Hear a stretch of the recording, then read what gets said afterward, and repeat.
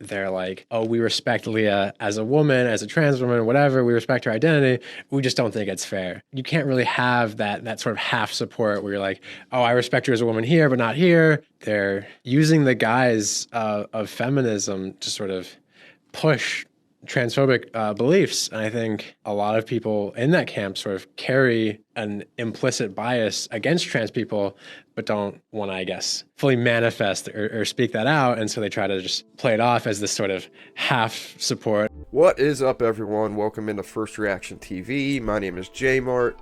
So today we have a pretty wild one. We have Leah Thomas finally clapping back at the attention Riley Gaines has gotten over the past, month or so about the debate with trans athletes competing in sports. Leah Thomas is basically calling anyone on Riley Gaines' side, including Riley Gaines, a transphobe, misogynist, supporting the patriarch of society, and we are going to get into Leah Thomas's opinion on trans athletes in sports. Now, with that being said, to start this off, for YouTube, this is not an attack in any way towards Leah Thomas. This is my perspective and my opinion off of science and fact-based reality. So these are my opinions, and this is in not any way supposed to be a personal attack towards Leah Thomas. So Leah Thomas does an interview on a podcast called Dear Schuyler. So that's where we're going to start this thing, and we're just going to dive right into it. So if you like this kind of content, please hit that like button, comment, let me know what you think, and make sure you hit that subscribe button as well. I appreciate you guys watching. I get a ton of comments like this all the time. What about Leah Thomas? Isn't it just science that trans women have an advantage? It's just science, bro. Why should biological women have to compete against transgender women? In the end, these all ask kind of the same questions, so let's simplify this a bit. Today's question we'll be answering is it fair to include transgender women in women's sports? I'm sure I don't have to tell you that this is one of the most contentious topics of our time. Whether you've read about it, watched about it, listened to some radio show about it, a lot of people are talking about trans women in women's sports. And maybe you have a feeling about it. Maybe you support trans women in sports, but maybe you're not so sure. I know a lot of people who have told me that they've supported me. They've said, you know what, Schuyler, I support you and you competing in men's sports, but I'm not sure about, trans women in women's sport. Listen, I support trans women, but what about fairness? What about fairness and protecting the women's category? In the United States especially, the inclusion of trans people, most specifically trans children, in children's sports has become a centerpiece of political debate, mostly demonizing trans people. And in this country, it has worked. Leah Thomas in 2022 became the first transgender athlete to win an NCAA D1 championship, and she took on a large brunt of this debate. When she won, she had satisfied all of the NCAA's regulations and had even more than doubled the time requirement to compete in the women's category. Despite this, people flew from all over the world to protest her. All right, so to start this thing off, that's the question they want to know. Is it fair for a biological man, a trans woman, to compete in women's sports?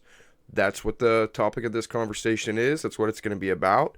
Schuyler said that Leah Thomas met every single NCAA requirement, and I will 100% concede to that. So I don't necessarily blame Leah Thomas for this part of it, actually, but I do have issues with the NCAA, and I think they should have done a better job in protecting everyone's right to equality and the fairness in sports. Now, the third part to that, though, is that he says all transgender athletes are being demonized. Is me having that opinion demonizing them? Is me saying, hey, this isn't fair, or the NCAA should have been more competent? Is that really demonizing them? Let's find out. She became a central talking point on Fox News and really any other news source. To this day, she faces a barrage of hateful comments and transphobic rhetoric online and in person, all because she chose to be her authentic self and play her sport. In fact, I think there's no better person to provide insight into today's question than Leah herself. That's why I invited her to be a guest on this podcast. She actually first reached out to me almost 5 years ago when she was just beginning to understand her own transness and trying to figure out how she would take steps forward. And we've been friends ever since.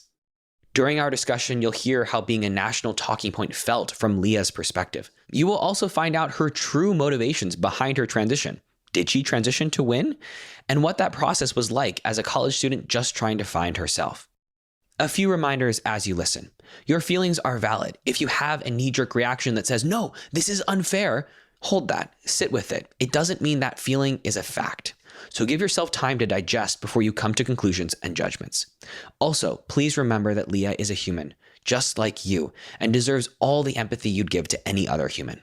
All right, so Schuyler made a couple points here, and we're just going to take these points one by one. Number one, he says Leah is the most qualified person to give their opinion and their perspective on why it's fair for transgenders to compete in sports. I would obviously argue Leah is the last person I would ask, because her being at the center of this topic and debate, there is no way Leah Thomas could give a non-biased perspective on anything involving Leah Thomas. Next at number two, Schuyler says, you're allowed to have feelings and your feelings are valid, but feelings aren't fact. Now, I actually love that saying. I love the part where someone says feelings aren't fact. That's true. The problem is more often than not, the people debating or on the, hey, transgenders should be able to compete at any time, no matter what the circumstances are, because we feel like it. So I would actually flip it back to them and say, hey, just because you feel like you should be able to compete against women doesn't necessarily mean you should. And number three, which is my favorite, Schuyler asks, did Leah transition just so Leah Thomas could win? Now, just by Schuyler asking this question, Schuyler is implying that it is easier to win at women's sports than it is to win at men's sports. Just by them bringing up this question, they're already implying they know it's easier to win in a women's category than it is at a men's category.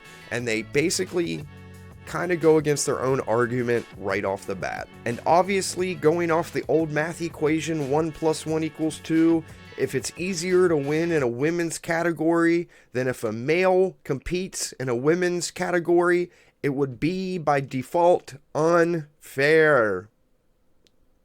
Thank you. Thank you. Thank you. I'll be here all week.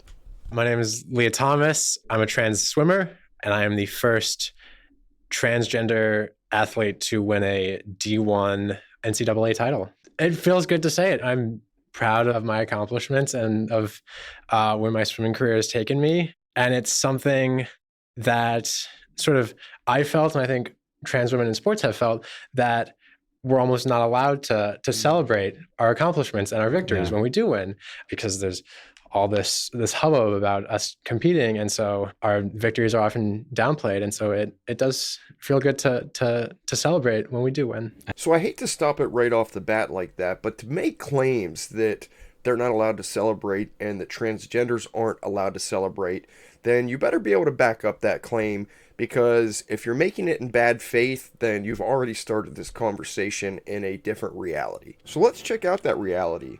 After Leah won the D1 NCAA swimming title, Leah was celebrated on a regular basis in news stories online and in the national TV media. Leah was then nominated for NCAA Woman of the Year and was once again celebrated on every media outlet possible, also being featured by ESPN for a Women's History Month special.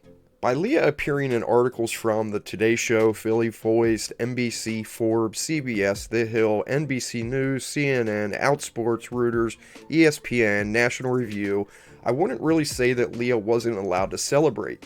I would actually say Leah got more attention and was actually celebrated way more than your average college swimming athlete would ever be.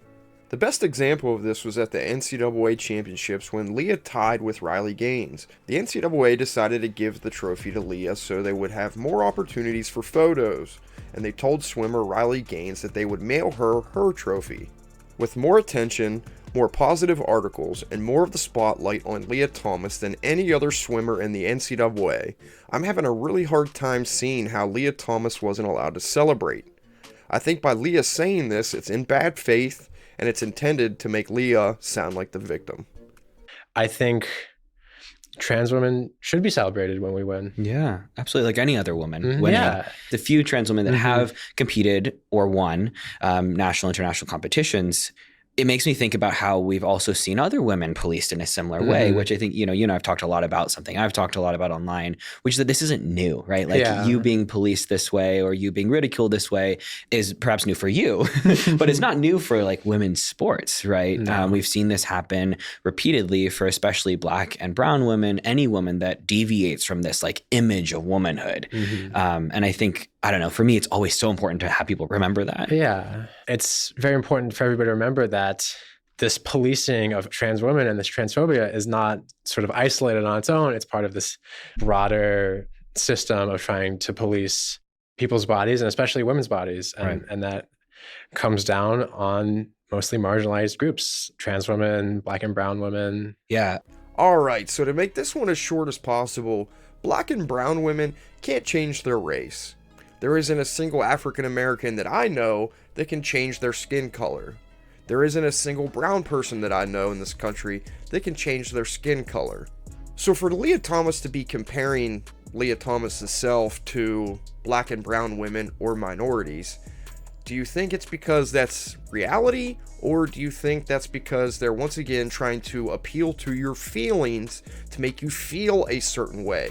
To make sure you know that Leah Thomas is a victim and that Leah Thomas belongs in the group with these minorities that had to fight through the civil rights era, that had to fight for their rights in education, that had to fight for their rights in women's sports.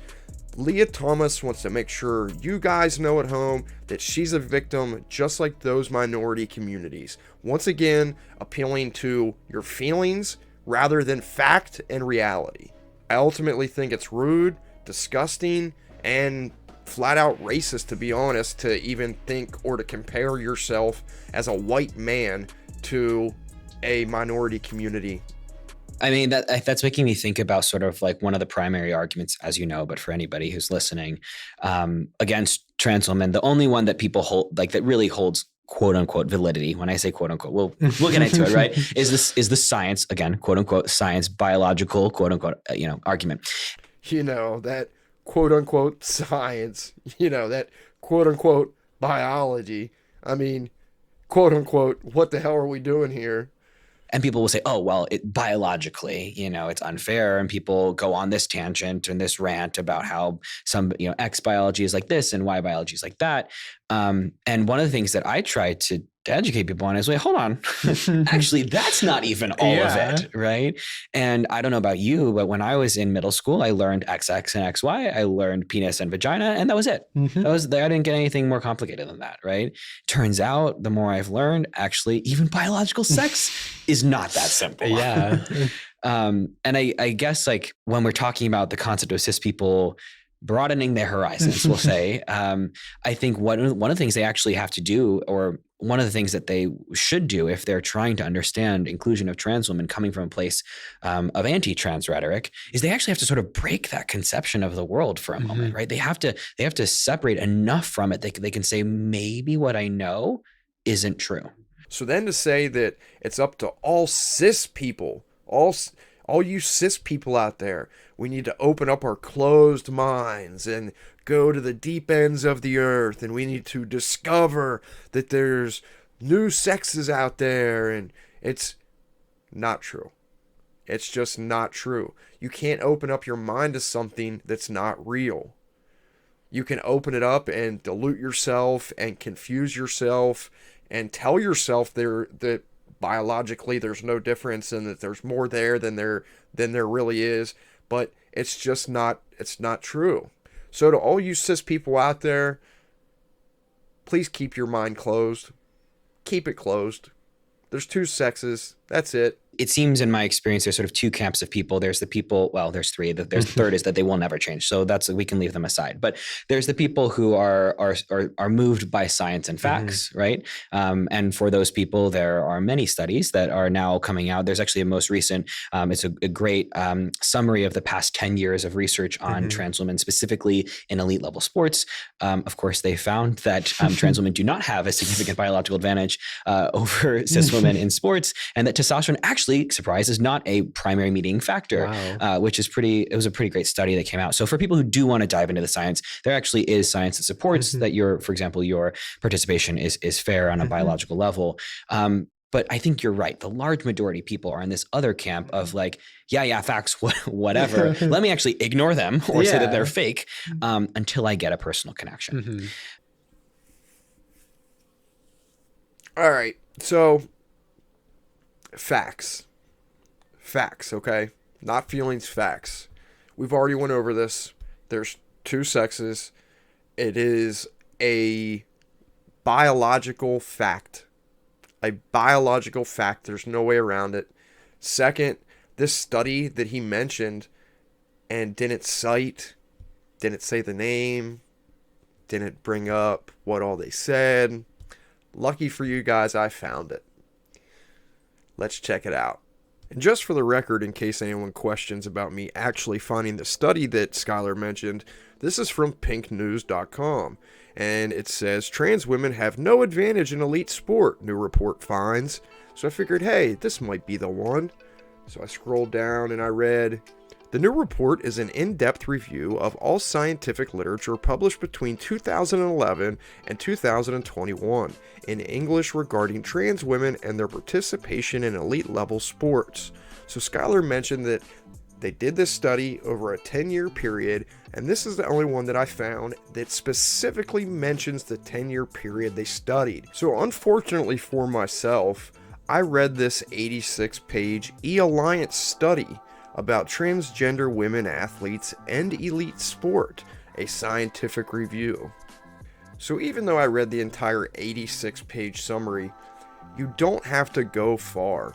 On page 3, the research findings in the biomedic area are inconclusive. Studies which make conclusions on pre- and post-hormone replacement therapy advantage held by trans women athletes have used either cis men or sedentary trans women as proxies for elite trans women athletes. These group references are not only inappropriate for the context, but produce conclusions that cannot be applied to elite trans women athletes.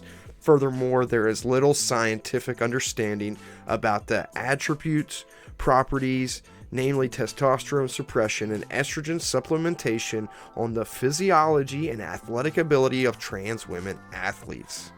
So in short, the research findings are inconclusive, which they say in their very first sentence, and a little bit down, it says there is little scientific understanding. So they're literally telling you on page 3 that they came to zero conclusions and they have no idea. So after them telling you that their report is inconclusive on page 3, you only have to get to page 8 until they start introducing feelings. And they start telling you about how unfair it is and how trans women are oppressed and how there's anti-trans agendas and anti-trans organizations and all this other stuff in a supposed scientific study that has nothing to do with science. They have now transitioned to feelings in a scientific study by page 8. So now I'm sure you're asking yourself, well, who is E-Alliance? Well, let's find out. So if you go to E-Alliance's homepage and then go up to the About Us section, come down to what is our research agenda? You will find some pretty interesting things. What is our research agenda? ? E-Alliance research is informed by its mission to improve sport participation and leadership for all genders. In order to improve participation and leadership, research must also address gender-based violence in sport and the role of more equitable media representation and coverage. Our research takes place in an oppressive context. In order to improve gender plus equity in sport, we must better understand the complex ways in which multiple markers of our identities, race, indigeneity, disability, LGBTQ2+s come together. We must find ways to disrupt these systems and intervene. So after reading that, do you guys think there's going to be a non-biased scientific research done by these people? Non-biased. With a group literally telling you what their agenda is on its homepage. Once again, to quote them, they want to disrupt these systems and intervene. But we are supposed to now believe that they did a non-biased scientific study that tells us there is no difference between men and women. That kind of reminds me of, this is a big media splash as well, but you had some personal friends and teammates and such, whether or not they're friends or not, another story, who supposedly, I'm going to say supposedly, wrote a letter with somebody else that disapproved of your participation in sport. And they wrote specifically that they approved of you. We affirm Leah in her gender, but right, we don't think that Leah should compete. How did that feel? I mean, I know you've shared about it before, but I would love to hear. Yeah, it's obviously a little frustrating to feel that coming from your team that's supposed to have your back.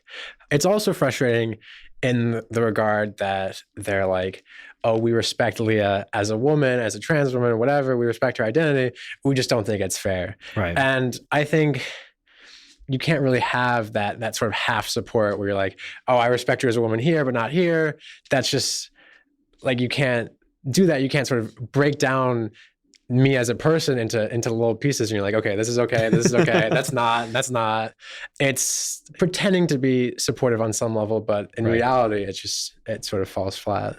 All right. So for me, this is actually where the conversation constantly breaks down and the communication just stops. Leah said it herself. Leah's teammates came out and said, we respect you, Leah. We don't care what you do, Leah. We don't care if you dress up like a girl, want to call yourself a woman, want to be a woman. We don't care, Leah. We support you.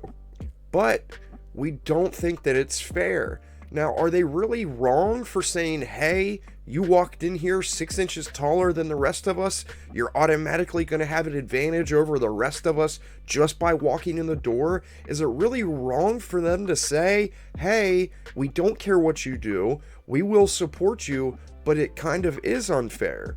We have gotten to this place where you must have this one opinion and this one true opinion only. And if you don't have that one true opinion, then you're wrong, you're a bigot, you're a fascist, blah, blah, blah. I mean, it just goes on and on and on. And at what point is Leah Thomas responsible to actually look at Leah Thomas's self in the mirror and say, maybe my teammates have a point.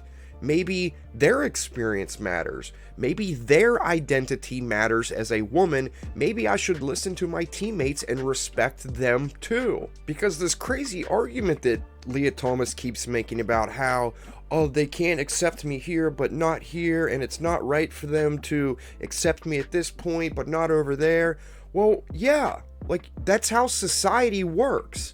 I'm accepted as a man in society, but guess what I can't do?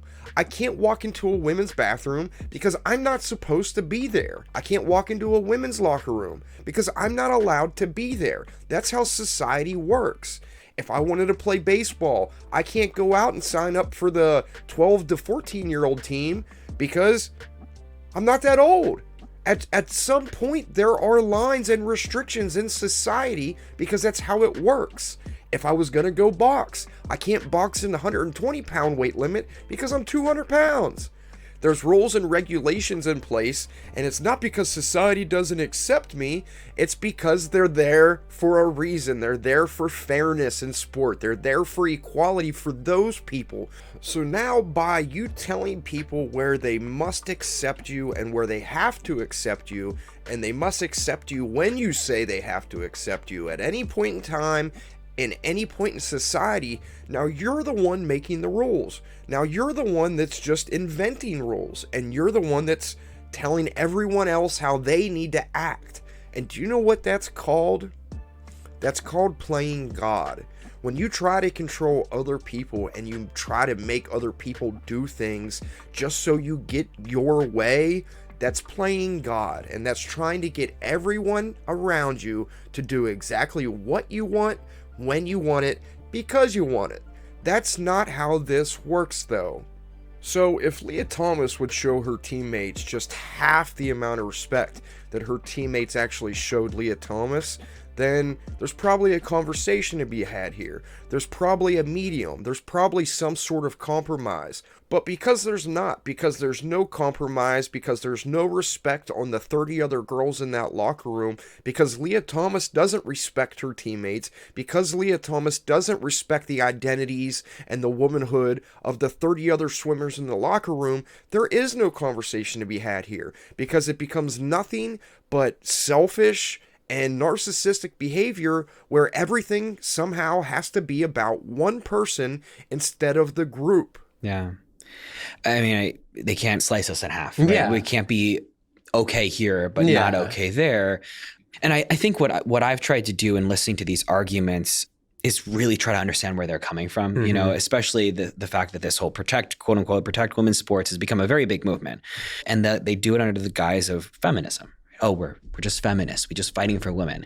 And whenever anybody says that, I'm always like, okay, you're fighting for women by excluding women. So that's not fighting for women. But they'll say, and it's so interesting because they like shoot themselves in the foot, because they'll be like, we affirm Leah as a woman, but we're fighting for women. And I'm like, okay, how can you say both of those in the same sentence? Because you're clearly implying that Leah's not a woman then.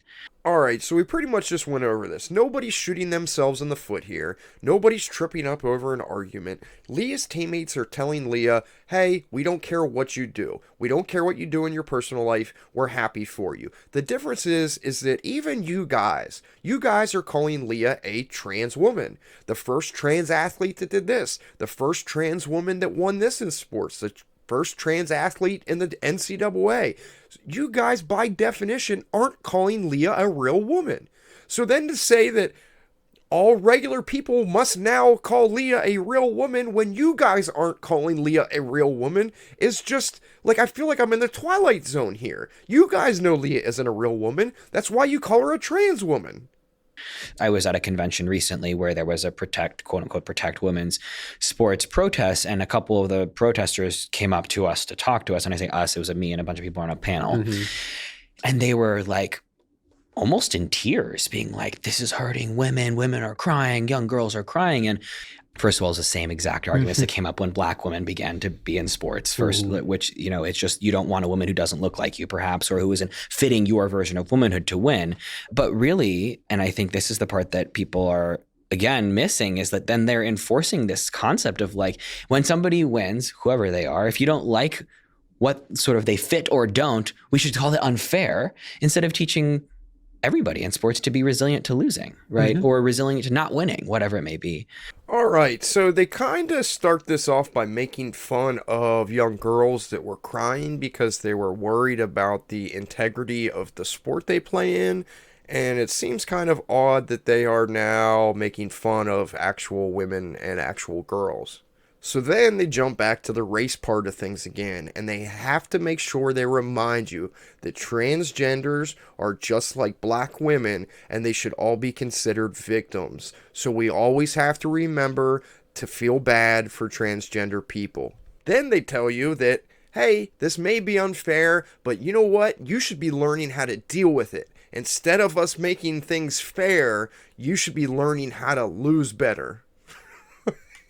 I don't want to put those women down either. And I know you don't want to either, because I see pain. I see pain, and the pain is coming from somewhere. It's not you, though. It's the patriarchy. And how can we get people to see that, right? Yeah, I think it's very tough. Like you said, it's a very tough question. It's a very tough challenge to sort of overcome.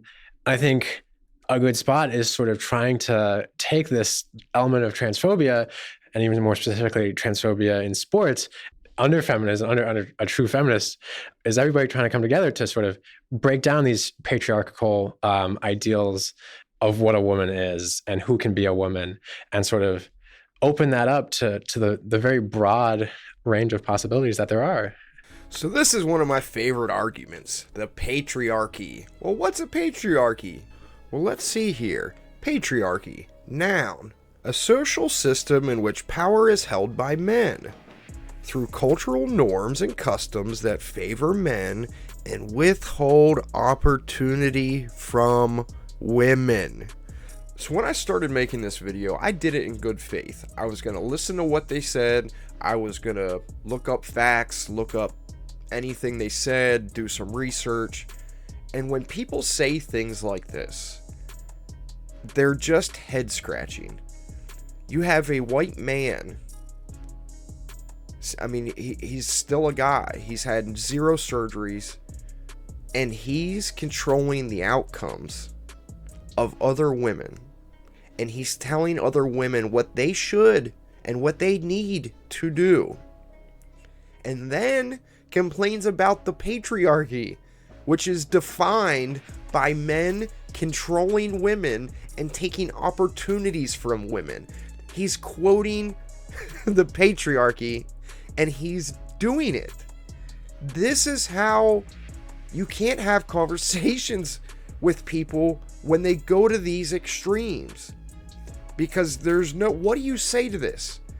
You have a man defining the patriarchy, then saying the patriarchy is what's holding him back. Like, you can't make this stuff up. Most people will just go straight for the biological advantage, quote unquote, argument, saying that some alleged biological advantage makes it unfair for trans women to compete with other women. Alright, so at the very start of this video, remember, the number one question that we were asking was, is this fair? Is there a biological advantage? Well, Schuyler just said that, quote unquote, biological advantage. Well, he's saying there's not. So, we're about to find out. When those differences exist in the men's category, most people don't care. In fact, they praise those differences. Let's look at Michael Phelps, winningest Olympian of all time. You probably know who he is. He's super tall, he's got this really long torso, and he's got a really wide wingspan, all specifically advantages in swimming. He also produces half the levels of lactic acid than the average athlete, not the average person, the average athlete. And all of these things give him a massive biological advantage. But his biological differences are celebrated. When they look at him, they say, wow, what an amazing biological anomaly. Does he have biological advantages? Absolutely. All right, so there you have it. Biological advantages exist. They know it. We know it. We've always said it. They admitted it. But we're still at this crossroads where biological advantages obviously exist, except for trans women. Trans women don't have biological advantages over real women. So that's where the confusion comes in. And at this point, I'm really not sure what their argument even is. On the flip side, let's look at the women's category. Maybe Caster Semenya, a black, queer, cisgender, so not transgender woman who's also intersex. She's an Olympic champion, but when she won, people accused her of being too masculine and they demanded that her body was examined. When they found she was intersex, they instated rules that made it so that she had to change her testosterone in order to compete. The most recent rules demand that she undergoes 6 months of hormone suppression before she is allowed to compete internationally. Michael Phelps is allowed to keep his body as it is, and in fact, he's celebrated for all of his biological advantages. But Caster Semenya and other women like her are excluded. So in his example, he uses Caster Semenya, who was an Olympic runner and pretty much dominated women. Well, they found out that Caster Semenya had an XY chromosome, which is only found in men, but she was intersex. So she had male characteristics with extra muscle mass, extra testosterone, and she had the testosterone levels of a woman that would be on steroids or juicing. So here they present another flawed argument.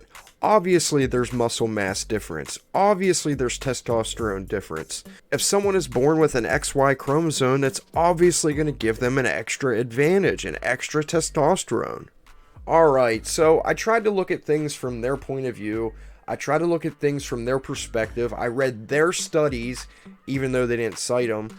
I did the research on the names of the athletes he mentioned, and just no matter how you do this, no matter how much you do the mental gymnastics, the only way to come to the conclusion that there's no differences, there's not a difference between a biological woman and a trans woman, is to lie to yourself.